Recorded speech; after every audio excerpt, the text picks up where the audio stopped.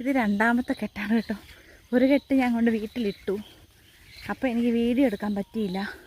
ഇതിപ്പോൾ അടുത്ത കെട്ട് പുല്ലാകുന്നുണ്ട്. പുല്ലല്ലെന്ന് പറയരുത്. ഇങ്ങനെയാണ് ഗൈസ് ഓരോ പണികൾ നമ്മൾ മേടിച്ച് വെക്കുന്നത്. എല്ലാ ആവശ്യവും ഉണ്ടായിരുന്നോ? വീട്ടിലിരുന്നാൽ പോരായിരുന്നോ? അങ്ങനെയൊന്നുമല്ല കേട്ടോ. എനിക്കൊരുപാട് ഇഷ്ടമാണ് ഇങ്ങനെ പശുവിനെ വളർത്തുന്നതും ആടിനെ വളർത്തുന്നതും കോഴിയെ വളർത്തുന്നതൊക്കെ എനിക്ക് ഭയങ്കര ഇഷ്ടമാണ്. അതുകൊണ്ടാണ് കേട്ടോ ഗൈസ്. പിന്നെ വേറെ എന്താണ്, എല്ലാവരും ചായയൊക്കെ കുടിച്ചോ മക്കളെ? 4 പശുവുണ്ട് കേട്ടോ നമുക്ക്. 3 പശുക്കിടാവും, ഒരു മൂരിക്കിടാവും. അപ്പോൾ ഇങ്ങനെയാണ് കാര്യങ്ങൾ. ഓക്കെ.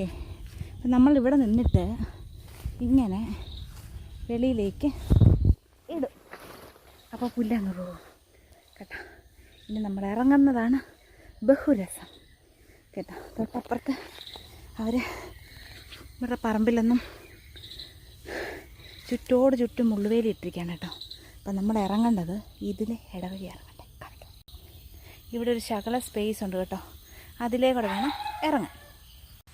അങ്ങനെ നമ്മൾ ആ ദൗത്യം വിജയിച്ചിരിക്കുകയാണ്. നമ്മളങ്ങനെ മുള്ളുവേലിക്ക് ഇപ്പുറം വന്നു. അതുകൊണ്ട് നമ്മൾ പുല്ല് പറിച്ചു കേട്ടോ. ഇനിയിപ്പോൾ ഞാൻ വീട്ടിലോട്ട് പോവുകയാണ്. കുഞ്ഞുങ്ങൾ ഒരാഗ്രഹം പറഞ്ഞപ്പോൾ അതങ്ങ് സാധിച്ചു കൊടുക്കാം നമുക്ക്. അമ്മയല്ലേ. അപ്പോൾ ഗൈസ് ഓക്കെ ബൈ.